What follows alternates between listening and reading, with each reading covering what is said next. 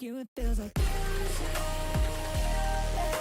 It's happening again. I feel the BPM, I feel the music. Hello everyone and welcome back to Record Watch, the best musical variety show on the internet. We're back with full-time album reviews now that the new year has started. Honestly got a bit of a mixed bag coming up, but we'll see how it goes. As to not waste any time, let's get this started with the newest album by Zach Bryan with Heaven on Top.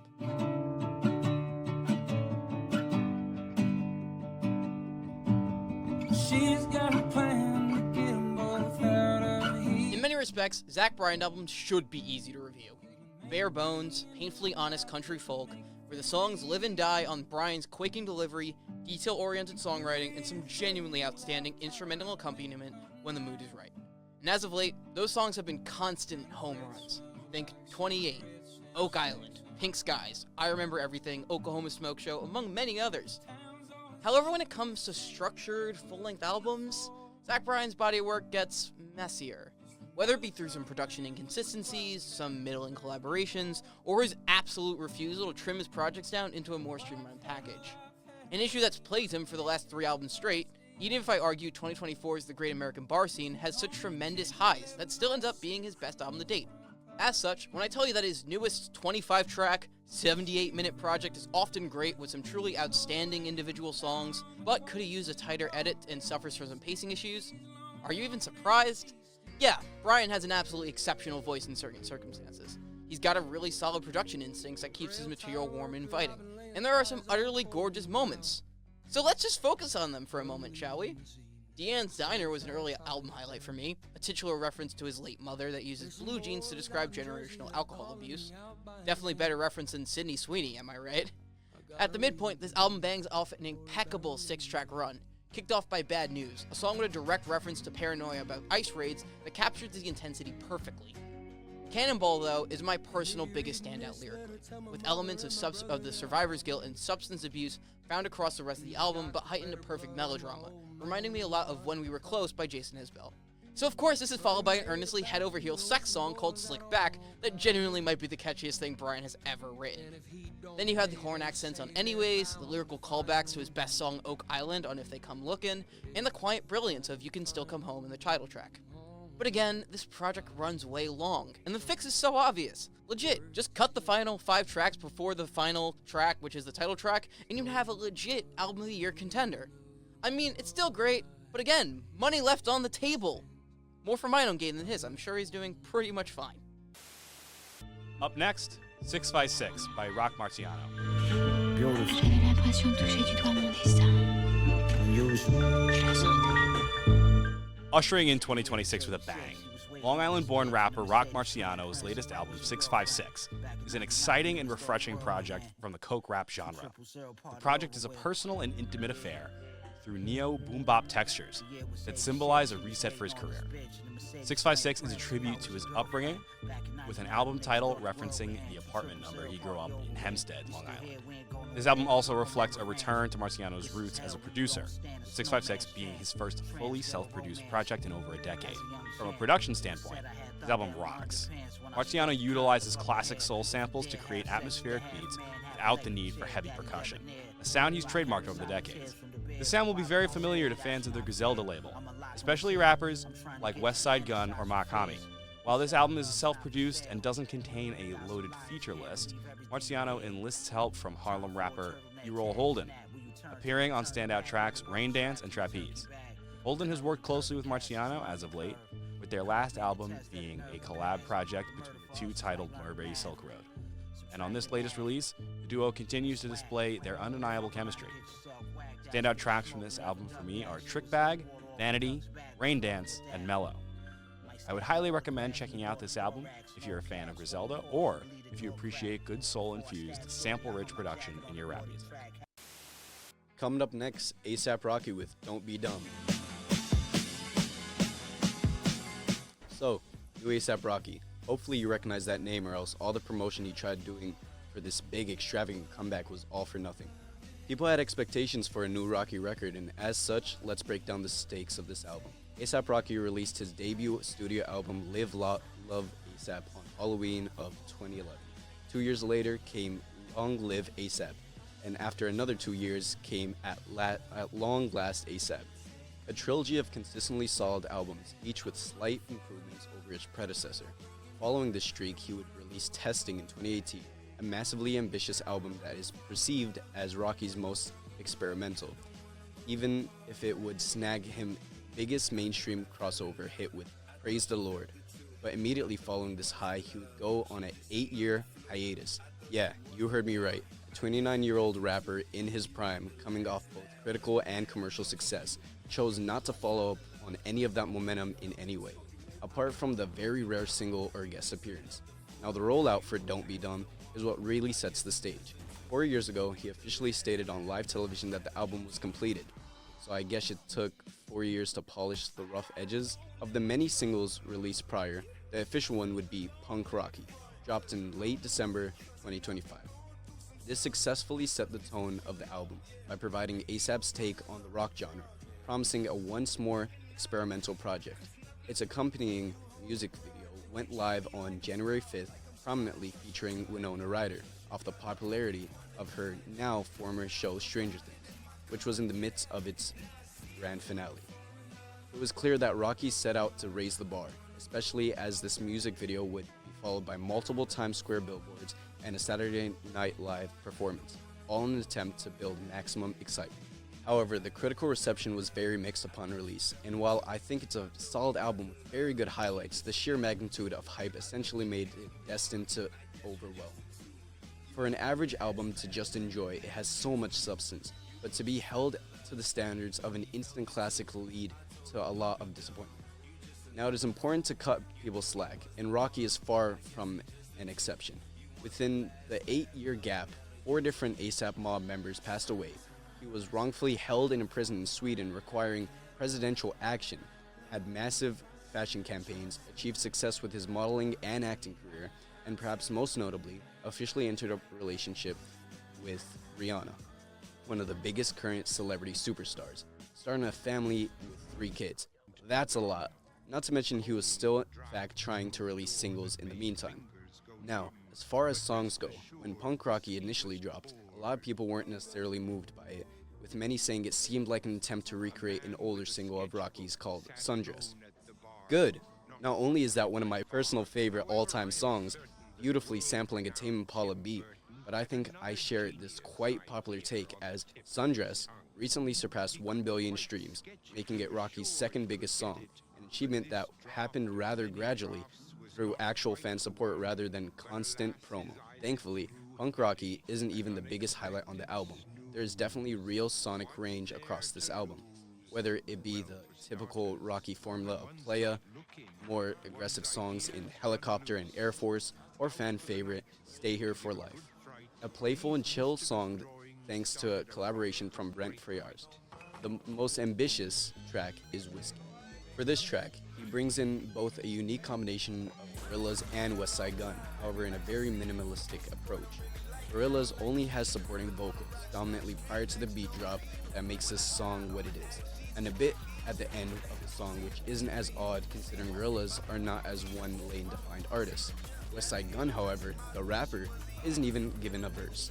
On paper, it sounds like wasted potential, but in actual execution, it just works.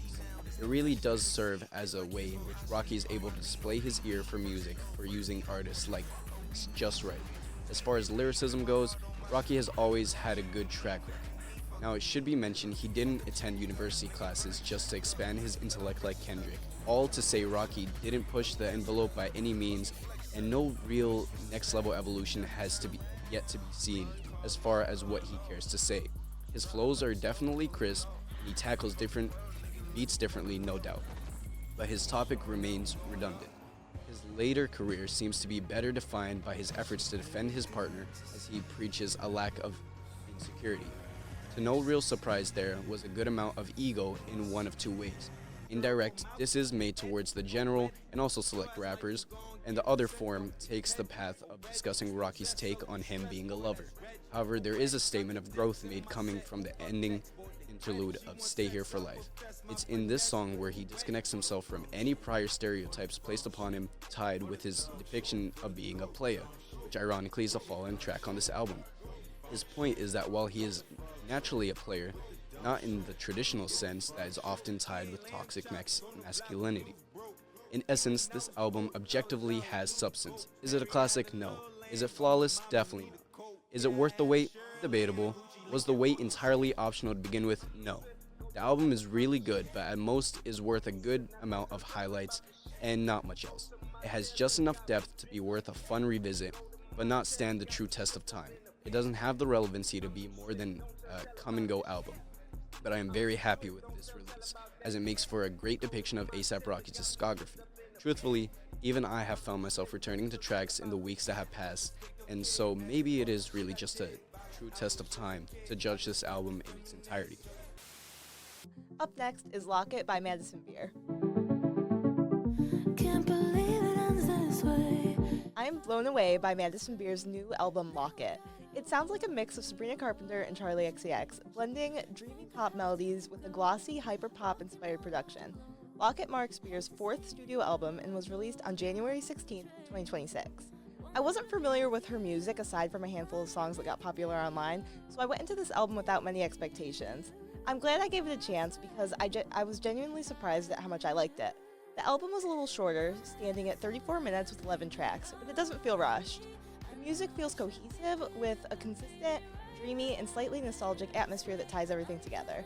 My favorites from the track list would have to be Lock It Theme and Bad Enough. I think throughout the album, and especially on those songs, the layering of vocals sounds very pretty and well produced. I love the way Beer harmonizes, stacking her vocals in a way that sounds so beautiful. The main standout on the tracks is definitely her voice, backed with soft beats that really allow her musical abilities to shine through. What impressed me the most is how confident and refined she sounds. There's an emotional vulnerability in parts of the album, but it's balanced with catchy hooks and polished pop production. There's a maturity here that makes it feel like a defining moment in her career. Overall, Lock It completely changed my perspective on Madison Beer. It made me want to revisit her earlier albums and got me excited to think about what's to come. I went in knowing only a few viral songs, but I left feeling like I discovered a pop artist who fully realized their sound. I think this year is off to a good start in the pop world. Up next, the newest single by Steven Sanchez, Sweet Love. Sweet Love by Steven Sanchez is a very simple song. I don't say this as an insult, as I think that a stripped-back style favors him. Steven Sanchez is mainly known for his performance of Until I Found Her, which is heavily influenced by songs of the 60s and 70s that rely predominantly on drums and vocals. This era is where Steven Sanchez sounds amazing, as the spare instrumental allow his very impressive vocals to carry the track. It's refreshing to have this simple love song that feels like a little time capsule to hold on to. I recommend the song as a heartfelt listen to cheer you up.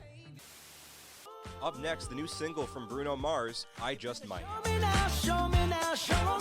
January 9th, Bruno Mars released his new hit single, I Just Might, which is our first look into his upcoming fourth album, The Romantic, which is releasing on February 27th. The disco pop, funk infused track gives some insight into what the rest of the album will look like, which is Mars' consistent style of pop, soul, and funk in a melting pot you can't help but dance to. This is also his first song to debut at #1 on the Billboard Top 100, so that's been a huge milestone for the artist. On social media, Mars said the song means the self-proclaimed Aura Lord is back, which means that it's party time. I can't wait to hear the rest of the album later this month, but let us know your thoughts about this track in the Aura Lord's return. Up next, the latest single by The Happy Fits, Tenderly. I love the part when you just Tenderly by The Happy Fits is another song that fits for this kind of romantic season, but with a little bit of a different twist. The song starts off with a simple ukulele riff and vocals of Cal Langman, which creates a feeling of being hopelessly in love. As the singer's love grows, so does the song, which consistently builds through the addition of new instruments and an extra vocal. To me, this song is both about love and is a representation of how it can grow, which is mirrored through Langman's slowly increasing vocal confidence.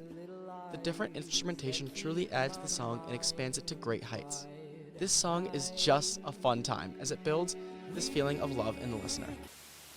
Up next, the newest single by Zach Bryan, Plastic Cigarette. sleeping in while my friends get high on the west side high. So this seems like the breakthrough hit from Zach Bryan's newest album with Heaven on Top. Full review link below.